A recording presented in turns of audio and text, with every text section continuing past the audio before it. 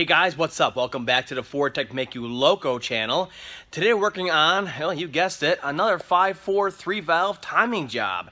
And it got me thinking about a question I get a lot, and that is, how do I know when it's time to sink the money into my 5-4-3 valve and do a full timing set workup on there?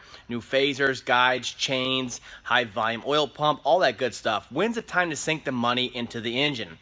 Well, the simple answer, the quick answer is all 5-4-3 valves need this service at one point or another, about every 100,000 miles with the old parts and about 150,000 miles with the new parts, okay?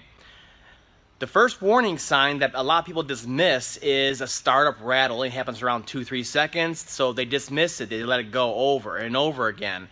Well, this engine right here is a prime example of why you don't want to ignore that startup rattle. And I want to show you what's happening inside your engine and the damage that's being done. And it'll get you thinking totally different about that startup rattle and how it's starving the engine for oil. Let's go check it out. Now, before we get into why that startup rattle condition's causing internal engine damage, let's go over a couple other common noises associated with the 5-4-3 valve engine. Now, the very first one that's the most common is a hot idle knock, and that's caused by the phaser locking pin inside. So you'll feel it and hear it mostly up here on the valve cover in the very front. You can touch it and kind of feel that knock on the valve cover, and it only happens at hot idle. So you go off idle, let's say 900 RPMs or higher, and the noise will go away. Now that one right there is not detrimental to engine operation or durability. It's just fine. I've never seen a Ford phaser come apart, and the actual locking pins inside of there just has a little bit of a clearance issue and is causing that noise at idle.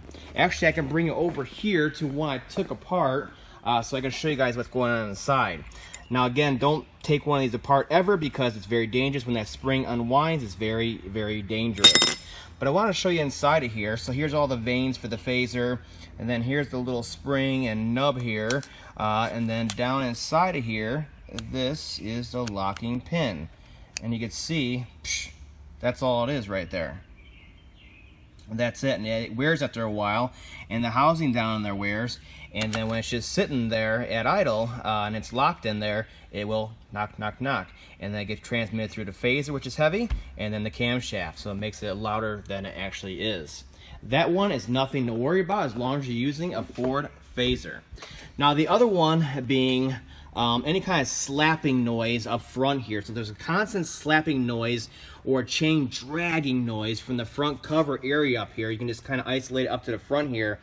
You definitely want to get in there and fix it as soon as possible.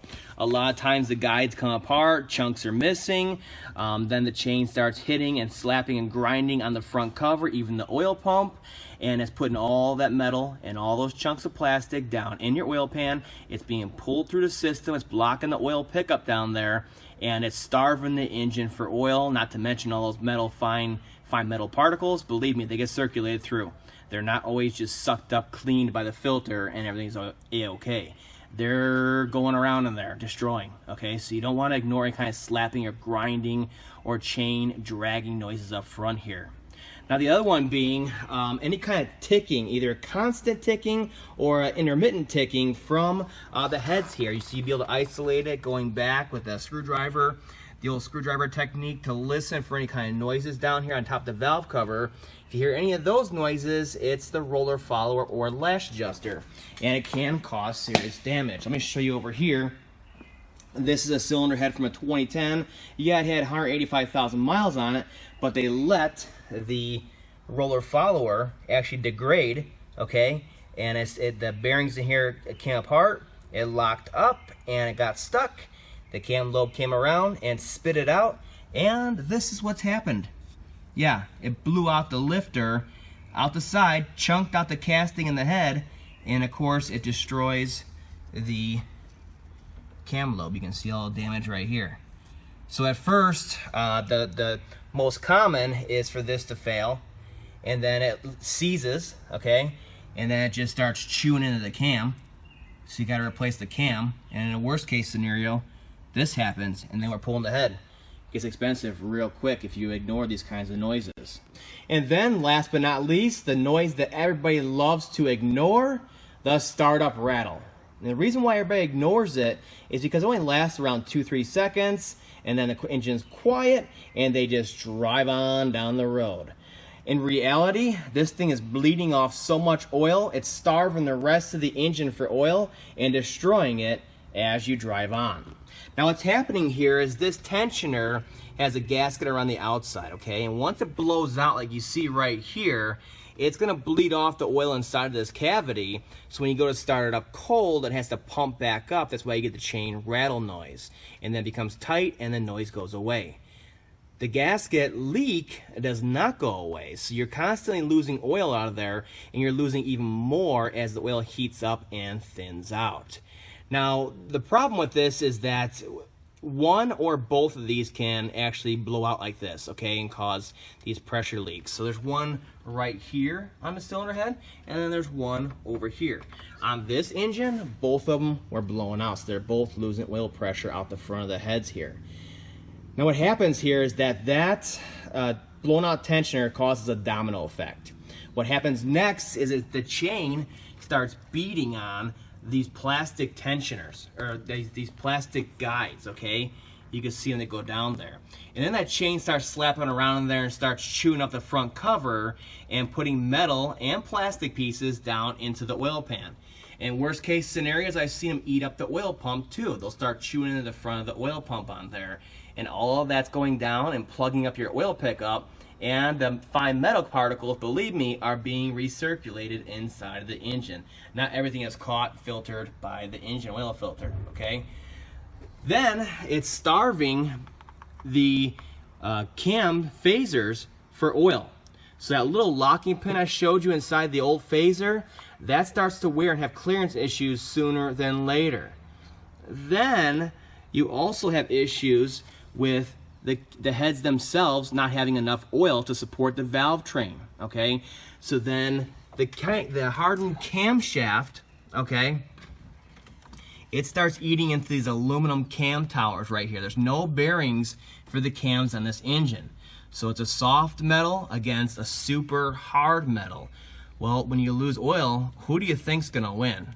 The cam towers, or the cam's gonna win, and the cam towers are gonna lose, okay? And the cam towers are not serviceable, so you need to get a new cylinder head at that point. So this is a prime example right here. What happens with this is that the oil pump picks up oil from the pan, pressurizes it, puts it through the filter, it comes out, and then it goes over to a galley and it feeds this head first, branches off and feeds it, and then it feeds the crank next.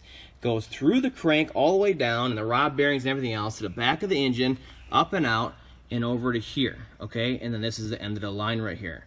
So you can see this cylinder head right here is the one that's gonna fail because it has the last straw, I guess you could say the shortest straw, when it comes to getting the oil flow from the oil pump. So it bleeds off at the tensioners, it bleeds off down here, bleeds off over here. There's gonna be very little left to actuate the cam, phaser up here, and oil all these valve train components. So here's a real good example. This cylinder head over here, if I can get you nice and close, these cams to cam cap has clearance issues. And look at this. Get you down in here so you can see it. It'll squish out oil. See, I can pick up on it like that. There's so much clearance in there because it has worn away at the aluminum caps on there, because it's been starving for oil. That's why a lot of times you'll see issues with the roller followers, just like that other head I just showed you. They'll be spit out and ground up back here on this head because it's always starving for oil. Now by comparison, this cylinder head, because it gets fed just about first, it won't have the same issues, even with the bleed out. See, I can't move it, and I can't get that knocking noise either. So as you can see, that tensioner blowing out like that is not just going to cause a startup rattle noise. It's going to cause internal engine damage from the front cover to the head to even the main bearings, but especially this right-hand head.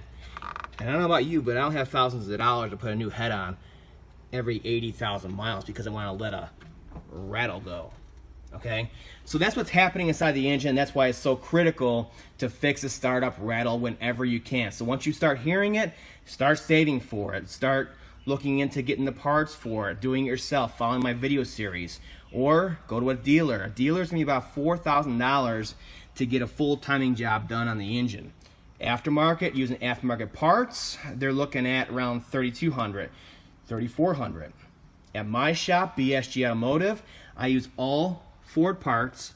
The Melling high volume oil pump, you can see it right there, 340 HV or 360 HV, okay, and that'll help with the clearance issues on this head right here, so it can actuate the VCTs properly.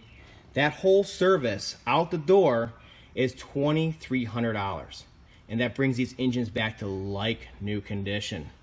So it's something to think about. If you have this kind of issue, you gotta realize what's going on inside of the engine and how it's destroying it. Information for my company and the other videos on how to do it yourself are listed down below. I'll see you next time, guys.